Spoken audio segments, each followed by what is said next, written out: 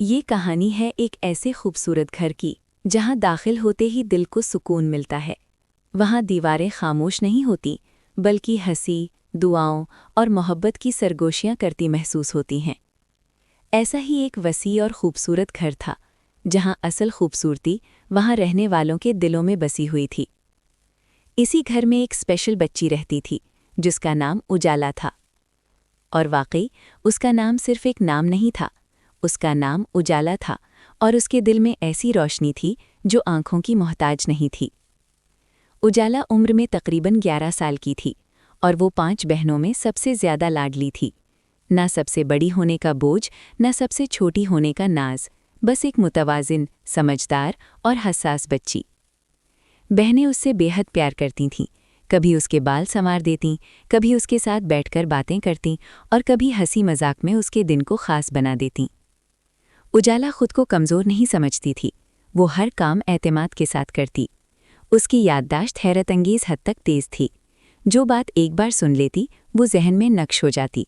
दुआएं हों, सबक हों, कहानियाँ हों या नसीहत, सब कुछ उसे याद रहता। उजाला का कमरा उसकी अपनी दुनिया था। वहाँ हर चीज़ अपनी जगह पर थी। एक तरफ उसकी किताबें, दूसरी तरफ उसकी सबसे कीमती चीज़, ब्रेल मशीन। ये मशीन उजाला के लिए सिर्फ पढ़ने लिखने का जरिया नहीं थी, बल्कि इल्म की रोशनी तक पहुंचने का रास्ता था।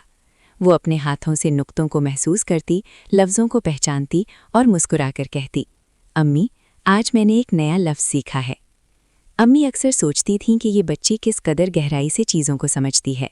वो सवाल भी ऐसे करती जो आम बच्चे नहीं करते। अम्मी, नीयत क्यों ज़रूरी होती है? बाबा, दुआ दिल से हो तो क्या फ़र्क पड़ता है? बाबा के साथ उजाला का रिश्ता बहुत ख़ास था। बाबा जब भी घर आते, उजाला सबसे पहले उनकी आहट पहचान लेती।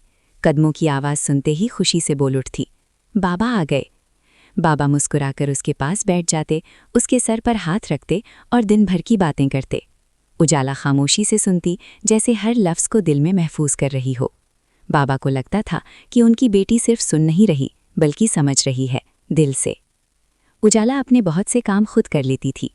कपड़े तरतीब से रखना, चीज़ों की जगह याद रखना, आवाज़ों से पहचान लेना कि कौन कहाँ है, ये सब उसके रोज़मर्रा का हिस्सा था। वो किसी पर बोझ नहीं थी, बल्कि घर के निज़ाम का एक खूबसूरत हिस्सा था। लेकिन हर खूबी के साथ कभी कभी एक कमी भी होती है। उजाला नमाज बहुत जल्दी पढ़ती थी। अजान की आवाज़ अभी गूंज ही रही होती और वो वज़ू करके जाए नमाज पर खड़ी हो जाती। नमाज शुरू होती और ख़त्म भी बहुत जल्द हो जाती। अल्फाज पूरे होते, रुकू और फजदा भी होता, मगर सब कुछ ऐसे जैसे कोई काम निपटाया जा रहा हो। अम्मी ने कई बार नरमी से कहा, उजाला बेटा, नमाज सुकून से पढ़ा करो। वो मासूमियत से जवाब देती, अम्मी, मैंने कुछ भी छोड़ा तो नहीं ना?